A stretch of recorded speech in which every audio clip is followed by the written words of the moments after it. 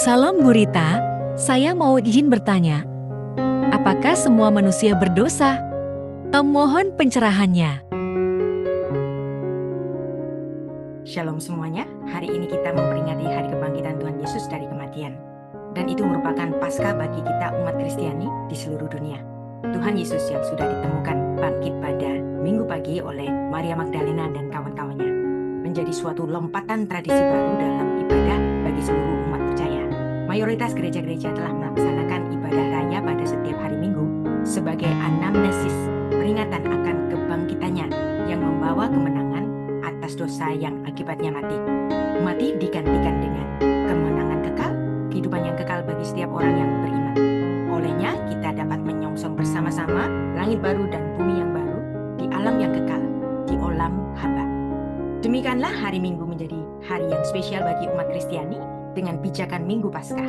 Kita semua menjadikan hari Minggu pada setiap pekan sebagai ibadah raya. Hari Minggu sebagai salah satu nama dari suatu hari dalam sepekan. Saya sangat menyukai terminologi bahasa Indonesia Minggu, sebuah kata yang diadopsi dari kata Portugis Domingo, artinya Tuhan atau Tuan.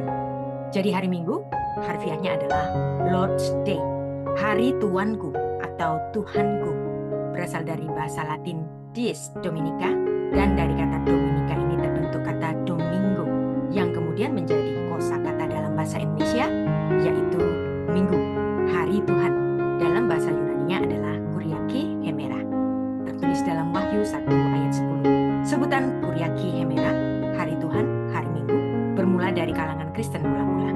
Ini bukan berasal dari nama-nama pekan Yahudi, bukan pula dari kalender kaum Eseni, bukan pula dari kaum pagan. Ini adalah murni istilah yang terjadi pada era kekristenan. Dalam Kristologi, ajaran mengenai Kristus, kebangkitan pada hari Minggu Paskah adalah sangat penting. Fakta bahwa Tuhan Yesus bernubuat akan bangkit dari kematian pada hari yang ketiga mempunyai siratan yang sangat penting bagi pribadinya. Pribadi yang dapat berbuat demikian adalah pribadi yang lebih besar daripada manusia-manusia biasa. Sebab dia adalah Allah yang inkarnasi ke bumi. Rabi Saul, yaitu Rasul Paulus, menalar jelas kebangkitan Kristus sangat penting. Dia mengatakan, andai kata Kristus tidak dibangkitkan, katanya, maka sia-sialah pemberitaan kami dan sia-sialah juga kepercayaan kamu. Dan jika Kristus tidak dibangkitkan, sia-sialah kepercayaan kamu dan kamu masih hidup di dalam dosamu. Ditulis dalam 1 Korintus 14 dan 17. Maksudnya ialah bahwa kekristenan adalah Injil dan Injil adalah kabar baik. Kabar baik bagaimana Allah Bapa mengutus anaknya untuk menjadi juru selamat manusia.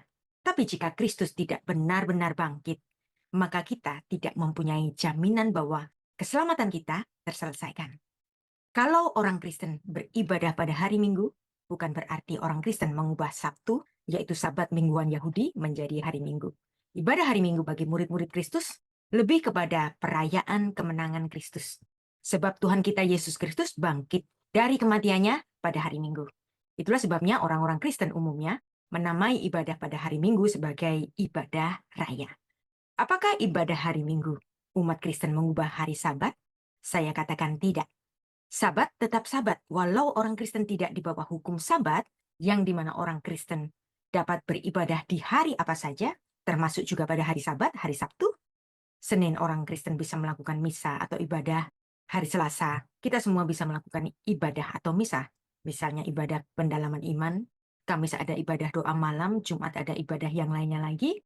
Dan Sabtu yaitu hari Sabat akan selalu ada misa atau kebaktian pada gereja-gereja. Bisa ibadah pemuda, bisa ibadah yang lain-lainnya. Sedangkan bagi kita orang-orang Kristen, hari Minggu sebagai hari yang khusus, yaitu ibadah raya yang memperingati kemenangan Kristus sekaligus menjadi pengucapan syukur kita atas kesempatan keselamatan yang kita peroleh dengan mengimani Yesus Kristus sebagai Tuhan dan Juru Selamat. Umat Kristen juga tidak menguduskan hari Minggu sebagaimana orang Israel menguduskan hari Sabtu, hari Sabat. Yang dimana dalam pengudusan hari Sabtu, di dalamnya terdapat sederetan larangan-larangan yang dilaksanakan pada hari Sabat. Jumlahnya ada 39 larangan kegiatan kerja. Jelas ibadah hari raya Minggu memiliki esensi yang berbeda dengan ibadah Sabtu, hari Sabat, yang dikuduskan oleh kalangan Judaism dan kalangan Kristen yang lebih memilih untuk beribadah pada hari Sabat ini. Dengan demikian, Realitas kebangkitan Kristus memiliki arti yang sangat dalam, yaitu kebangkitan-kebangkitan orang percaya yang juga amat penting. Pandangan Rabi Saul ialah bahwa jika orang mati tidak akan bangkit, maka kita boleh menerima semboyan. Marilah kita makan dan minum sebab besok kita akan mati. 1 Korintus 15 ayat 32. Bagi orang yang percaya yang hidup di kehidupan di dunia masa kini, tidaklah itu berarti segala-galanya. Ada harapan kita yang terletak di tempat lain, yaitu di kekekalan. Dan harapan itulah yang memberikan kepada kita perspektif dan makna kehidupan yang mendalam. Kebangkitan Kristus dihubungkan dengan keselamatan orang-orang percaya seperti dikatakan, Yesus telah diserahkan karena pelanggaran kita dan dibangkitkan karena pembenaran kita. Roma 4 ayat 25, dan juga kita bisa baca nanti dalam Roma 8 ayat 33 dan seterusnya. Kebangkitan Kristus dihubungkan dengan tindakan yang pokok, yang dengannya orang percaya diselamatkan. Keselamatan bukanlah sesuatu yang terjadi terlepas dari kebangkitan. Hubungan kebangkitan dengan keselamatan tidak pula terhenti pada bagian ini saja. Rabi Saul bicara tentang keinginan mengenal Kristus dan kuasa kebangkitannya. Maka ia mendesak orang-orang di Kolose, karena itu, kalau kamu dibangkitkan bersama dengan Kristus, carilah perkara yang di atas. Kolose 3 ayat 1.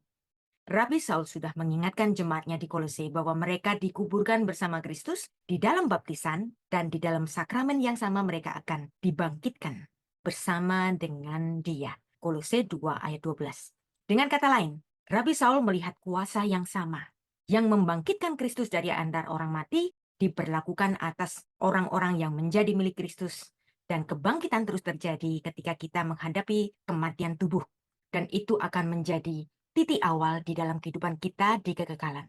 Jelas bahwa makna kebangkitan bagi kita adalah kehidupan yang kekal.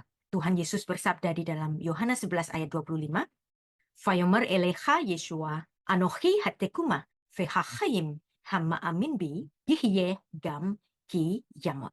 Jawab Yesus, akulah kebangkitan dan hidup. Barang siapa percaya kepadaku, ia akan hidup walaupun dia sudah mati. Kebangkitan Kristus membuahkan anugerah hidup yang kekal. Ini adalah dasar kepercayaan umat Kristen. Anugerah kehidupan yang kekal ini kita peroleh karena iman kepada Yesus Kristus, anaknya yang tunggal, sebagaimana ditulis di dalam Yohanes 3 ayat 16. Karena begitu besar kasih Allah akan dunia ini, sehingga ia telah mengaruniakan anaknya yang tunggal, supaya setiap orang yang percaya kepadanya tidak binasa, melainkan beroleh hidup yang kekal. Ki ahava raba ahav ha Elohim et haolam, ad asher natan et beno yahido, lemaan asher lo yofat, kol hama emin, bo ki im yihye, chaye olam. Kehidupan yang kekal adalah suatu bukti anugerah Allah untuk keselamatan manusia yang percaya kepadanya. Keselamatan tidak mungkin dapat kita lakukan dengan usaha kita. Terlalu sulit untuk kita capai. Akan tetapi, anugerah ini jangan dianggap murahan. Hanya karena diberikan secara cuma-cuma melalui darah Kristus di dalam kematiannya di kayu salib. Yang Allah inginkan adalah kita semua mau menerima anugerahnya dan hidup di dalam Kristus, dan ini jangan disia-siakan. Saya Oke Ibu, penjelasan Anda sangat mencerahkan. Terima kasih Tuhan Yesus memberkati.